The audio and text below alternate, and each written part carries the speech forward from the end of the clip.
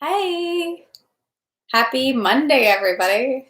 Welcome back to Quarantine Story Time, where we'll be continuing to work on War and Peace. If you were here on Friday, congratulations. We got through part 1 of volume 1.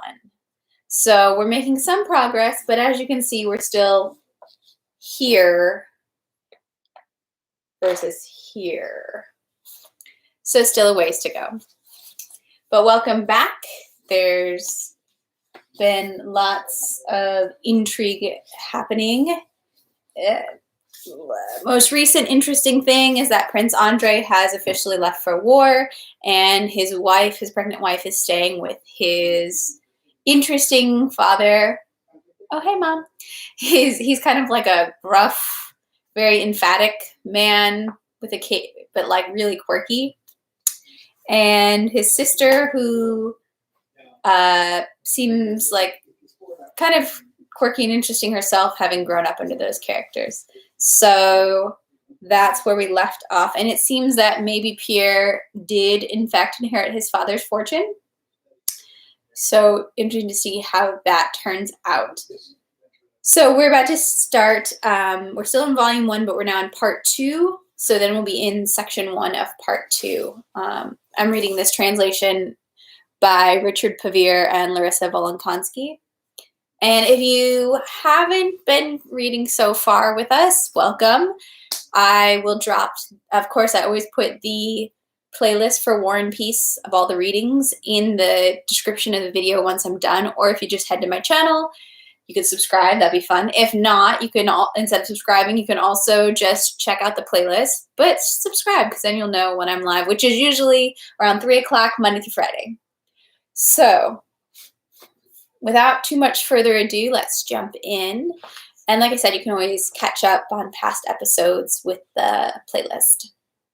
And thank you to everyone who's here right now and who's been listening so far. So thanks. I have the live chat going, so drop any questions or comments if you like, and I will do my best to answer. Otherwise, let's just read some classic literature. In October 1805, Russian troops were occupying villages and towns in the Archduchy of Austria, and more new regiments kept arriving from Russia to be stationed by the fortress of Braunau, burdening the local inhabitants with their billeting. In Braunau, the commander-in-chief, Kutuzov, had his headquarters. On the 11th of October, 1805, one of the infantry regiments just arrived in Braunau had halted half a mile from the town, waiting to be reviewed by the commander-in-chief.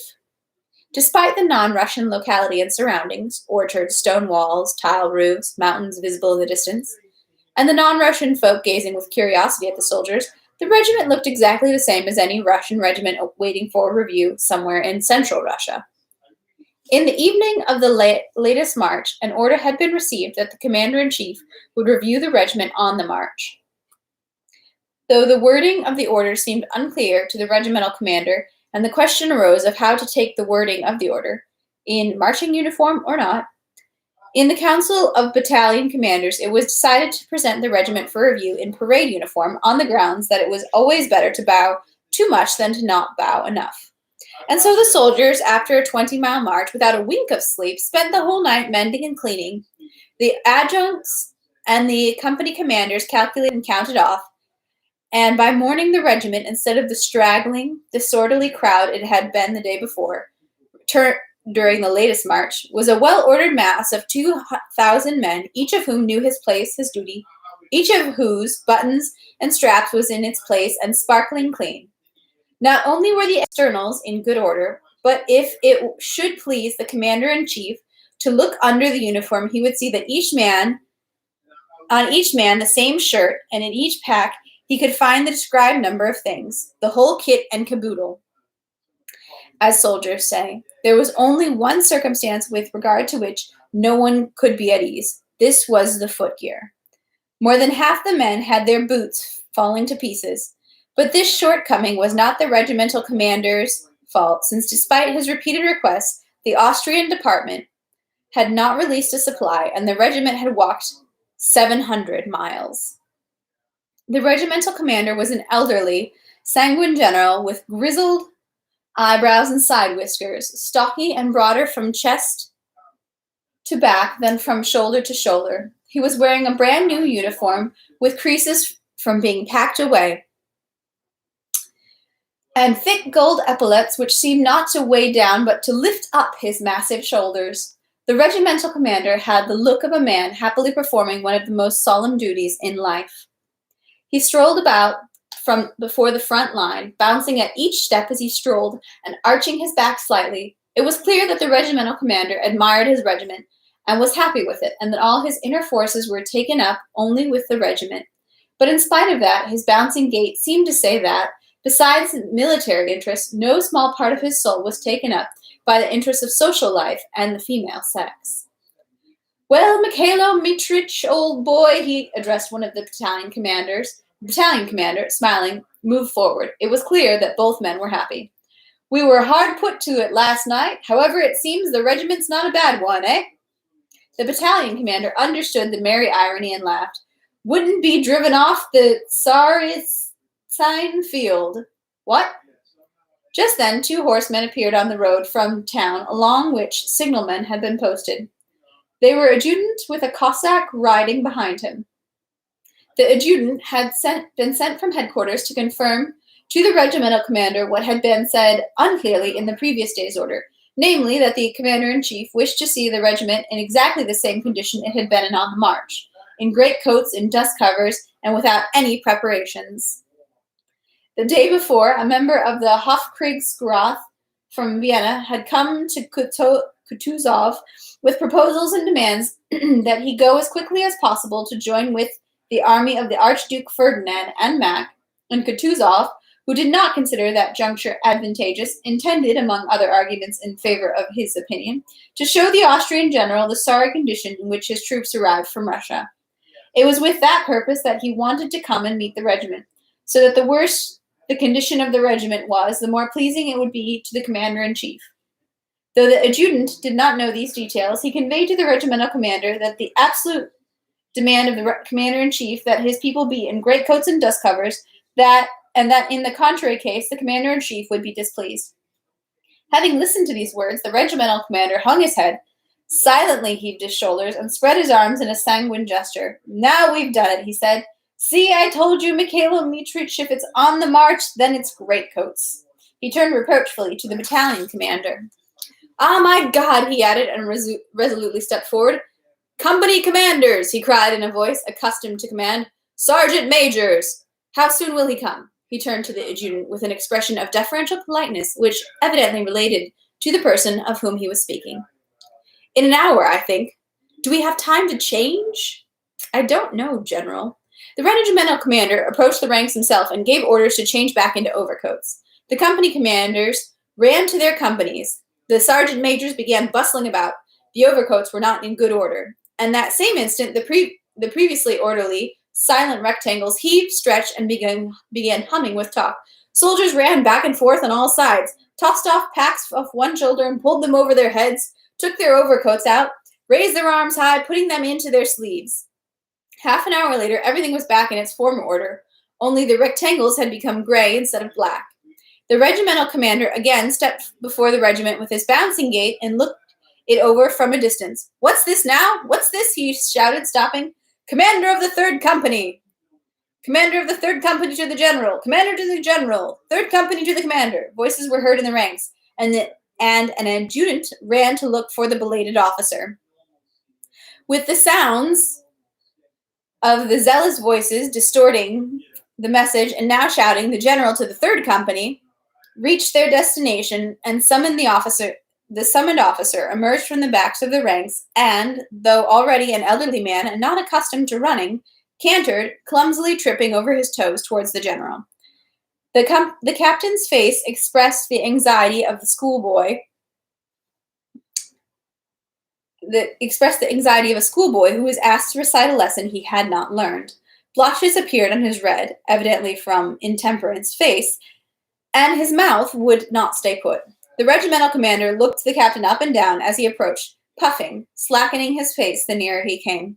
"Soon you'll have your people dressed in sarafans. What is that?" shouted the regimental commander, thrusting his lower jaw out and pointing to a soldier in the ranks of the 3rd Company who was wearing a greatcoat of blue factory broadcloth, different from all the other greatcoats. "Where have you been? We're expecting the commander-in-chief and you leave your post, eh? I'll teach you to dress your people in gaudy colors for a review, eh?" The company commander, not taking his eyes off his superior officer, pressed his 2 fingers more and more firmly to his visor, as if he now saw salvation only in this pressing. "Well, why are you silent? Who have you got there dressed up like a Hungarian?" the regimental commander joked sternly. "Your Excellency." "Well, Your Excellency what? Your Excellency, Your Excellency, but Your Excellency what? Nobody knows." "Your Excellency, it's Dolokhov, who was reduced," the captain said softly. "What? He's been reduced to a field marshal, is it? Or to a common soldier? If it's a common soldier, then he should be dressed in the proper uniform like everybody else." "Your Excellency, you yourself gave him permission for the march." "Permission? Permission? You young people are always that way," said the regimental commander, cooling down a little. "Permission? Say something to you and you—" The regimental commander paused. "Say something to you and you what?" he said, getting irritated again. "Kindly dress your men properly." And having glanced at the adjutant, the regimental commander walked with his bouncing gait towards the regiment. It was clear that he liked his own irritation and that he wanted to walk the length of the regiment and find more pretext for his wrath. Having snapped at one officer for an unpolished insignia and another for an unevenness of rank, he came to the 3rd Company. "How's that you're standing? Where's your leg? Where's your leg?" the regimental commander shouted with an expression of suffering in his voice, still 5 men away from Dolokhov, who was wearing a bluish greatcoat. Dolokhov slowly straightened his bent leg and looked the general directly in the face with his light and insolent gaze. "Why a blue greatcoat? Away! Sergeant Major, have him changed." He did not have time to finish. "General, I am duty-bound to obey orders, but I am not duty-bound to put up with," Dolokhov said hastily. "No talking at attention, no talking, no talking." "Not duty-bound to put up with insults," Dolokhov finished loudly and resoundingly. The eyes of the general and the soldier met. The general said nothing, angrily pulled down on his tight sash. "Kindly change, I ask you," he said, walking away. Section 2. "He's coming!" the signalman shouted just then. The regimental commander, turning red, ran to his horse, took the stirrup in his trembling hands, threw his body over, straightened up, drew out his sword, and with a happy, resolute face, opened his mouth askew, preparing to shout. The regiment fluttered up briefly like a bird preening itself and grew still. "Tut-hut!" shouted the regimental commander in a soul-shattering voice, overjoyed for himself, strict in regard to the regiment and welcoming in regard to his approaching superior. Down the wide, tree-lined, unpaved main road, rumbling slightly on its springs, a high, light blue Viennese coach and 6 came driving at a quick canter. Behind the coach galloped the suite and a convoy of Croats. Beside Kutuzov sat an Austrian general in a white uniform, strange amidst the black Russian ones. The coach drew up by the regiment. Kutuzov and the Austrian general conversed quietly about something, and Kutuzov smiled slightly, at the same time stepping down heavily from the footboard, as if these 2,000 men staring at him and at the regimental commander with bated breath did not exist. A shout of command rang out, and again the regiment quivered, jingling, as it presented arms. In the dead silence, the weak voice of the commander-in-chief was heard. The regiment barked, "Long live your excellency!" And again everything grew still. At first, Kutuzov stood in place while the regiment moved. Then Kutuzov, with the white general beside him, on foot, followed by his suite, started walking along the ranks. By the way the regimental commander saluted the commander-in-chief, fastening his eyes on him, stretching and drawing himself up, by the way he walked along the ranks, behind the generals, his body leaning forward, barely controlling his bouncing movement, by the way he jumped at each word and movement of the commander-in-chief, one could see that he fulfilled his duties as a subordinate with still greater pleasure than his duties as a superior. Owing to the regimental commander's strictness and zeal, the regiment was in excellent condition compared with others that had come to the Braunau at the same time. The stragglers and sick amounted to only 217 men, and everything was in order except the footgear. Kutuzov walked along the ranks, stopping every once in a while and saying a few affectionate words to the officers he knew from the Turkish War, and sometimes to the soldiers as well. Looking at the footgear, he several times shook his head sadly, pointed it out to the Austrian general with such an expression as though, while not blaming anyone for it, he could not help seeing how bad it was. The regimental commander read ahead each time, afraid to miss a word of what the commander-in-chief said about the regiment. Behind Kutuzov, at a distance from which every faintly uttered word could be heard, walked some 20 men of his suite. The gentlemen of the suite talked among themselves and occasionally laughed. Closest behind the commander-in-chief walked a handsome officer. This was Prince Bolkonsky. Beside him walked his comrade, Nesvitsky, a tall staff officer, extremely fat, with a kind, smiling, handsome face and moist eyes. Nesvitsky could barely hold back his laughter, provoked by a swarthy hussar officer who was walking next to him. The hussar officer, without smiling, without changing the expression of his fixed gaze, was staring with a serious face at the regimental commander's back and mimicking his every movement. Each time the regimental commander bounced and leaned forward, the hussar officer bounced and leaned forward in exactly the same way. Nowitzki laughed and nudged the others, urging them to look at the funny man. Kutuzov walked slowly and indolently past the thousands of eyes that were popping from their sockets, following the superior. Coming up to the third company, he suddenly stopped. His suite, not foreseeing the stop, inadvertently ran into him.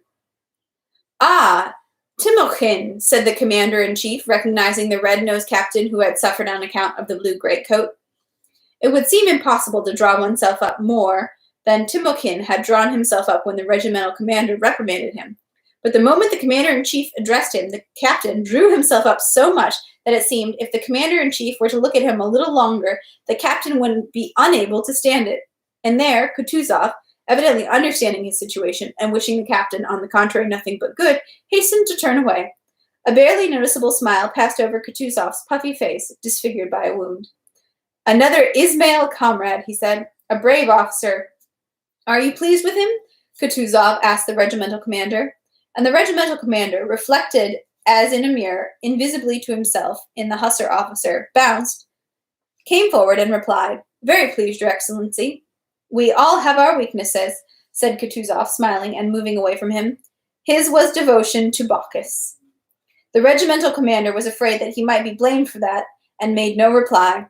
Just then the officer noticed the face of the captain with the red nose and drawn-in stomach, and mimicked his face and pose so perfectly that Nesvitsky could not help from laughing.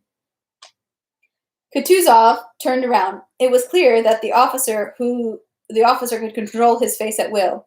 The moment Kutuzov turned around, the officer managed to make a scowl and then assumed a most serious, deferential, and innocent expression. The third company was the last, and Kutuzov fell to thinking, evidently recalling something. Prince Andrei stopped from among the suite and said quietly in French, "You asked me to remind you about the demoted officer Dolokhov in this regiment?" "Where's this Dolokhov?" asked Kutuzov.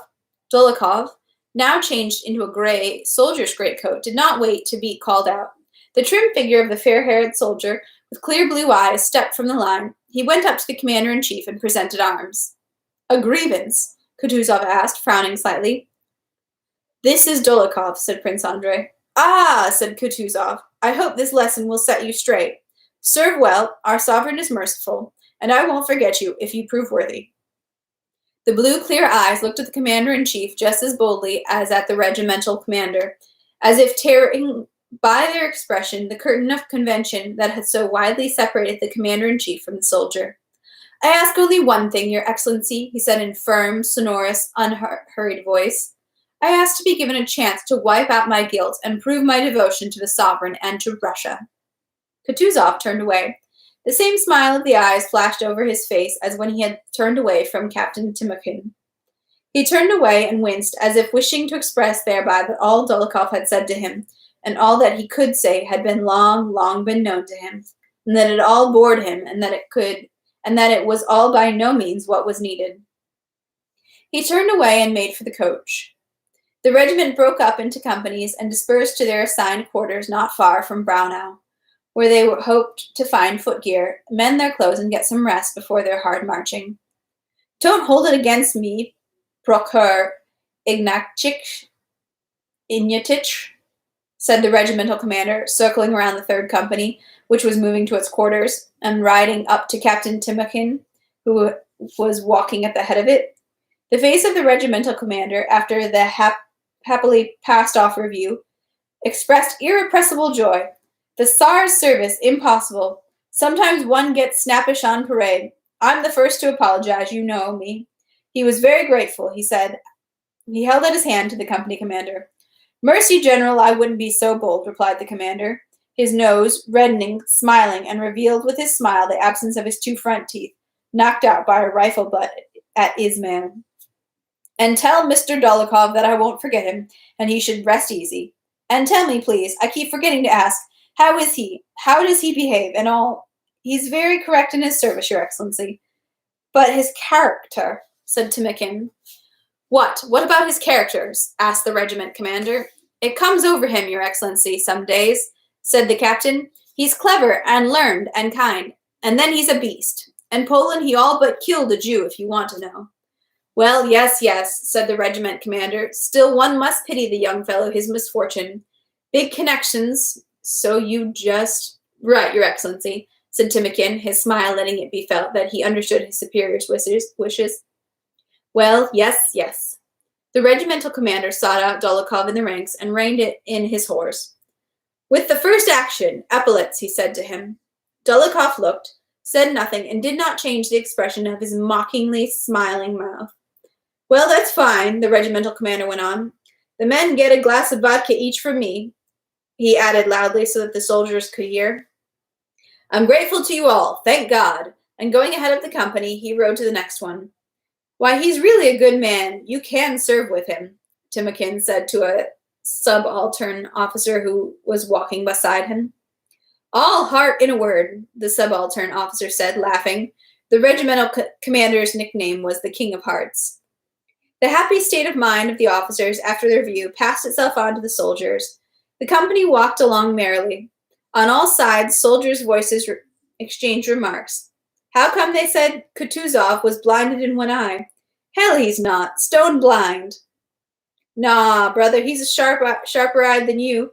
The boots and the foot cloths. He took it all in. The way he looked my feet over, dear brother mine, well, I think. And that's another one. The Austriac with him, it's like he's all smeared with chalk, white as flour. I suppose they clean him like ammunition. What about Federschau? Did he say when the fighting would begin? You're standing closer. They all said Bonaparte himself was stationed in Brnuvo. Bonaparte stationed there? Lies, you fool. What do you know? It's the Pruskies up in arms now. The Austrics pacifying him. Soon as they make peace, the war with Bonaparte will open up. And he says Bonaparte's in Brnuvo. It's plain, you fool. No point listening to you. Devilish billeters. The 5th Company's already tucked into the village. See? They'll have their kasha boiled, and we've still got no place. Give us a biscuit, you devil. And did you give me tobacco yesterday? So there, brother. Well, here, take it. God help you. You could at least call a halt, or else we'll slog on for 3 more miles unfed. It's a pretty thing the way the Germans sent us carriages. You go riding along, you know, it's grand. But here, brother, the folks have gone clean wild, and there is all some kind of Poles, all under the Russian crown. But now, brother, it's gone solid German. Singers up front, the captain's voice shout was heard, and some 20 men from various ranks ran to the front of the company. The drummer and the lead singer turned to face the singers, waved his arms, and struck up a drawn-out soldier song that began. It was dawn, the sun was rising, and ended with the words, "And that, brothers, will our glory be with old man Kamensky." The song had been composed in Turkey and was now being sung in Austria, only with one change, that instead of old man Kamensky, they put in old man Kutuzov.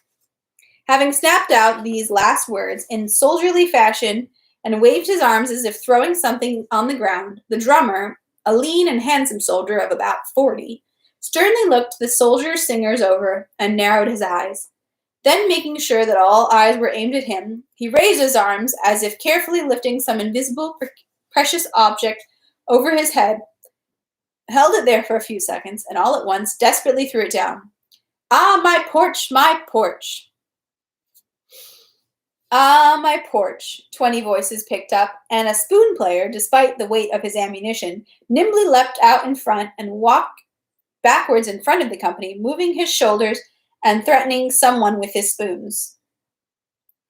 The soldiers swung their arms in time with the song, striding freely along and involuntarily keeping in step. From behind the company came the sound of wheels, the creaking springs, and the tramping of horses. Kutuzov and his suite were returning to town. The commander-in-chief gave a sign for the men to go on marching freely, and his face and all the faces of his suite expressed pleasure at the sounds of the song, at the sight of the dancing soldiers and the merrily and briskly marching soldiers. In the second row of the right flank, where the coach overtook the company, the eye was involuntarily struck by the blue-eyed soldier Dolokhov, who marched especially briskly and gracefully in time with the song, and looked at the faces of people passing by with such an expression as if he pitied all those who were not then marching with the company. The hussar cornet from Kutuzov's suite, who had been mimicking the regimental commander, dropped behind the coach and rode over to Dolokhov. The hussar cornet, Zherkov, had belonged for some time to the rowdy company headed by Dolokhov in Petersburg. Abroad, Zherkov had encountered Dolokhov as a soldier, but had found it unnecessary to recognize him.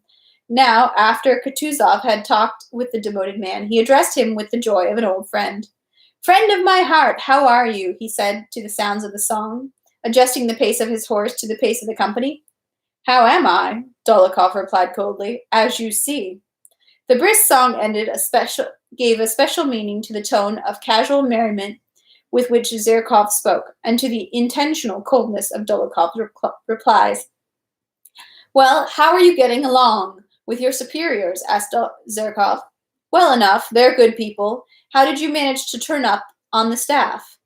"By appointment. I'm on duty." They fell silent.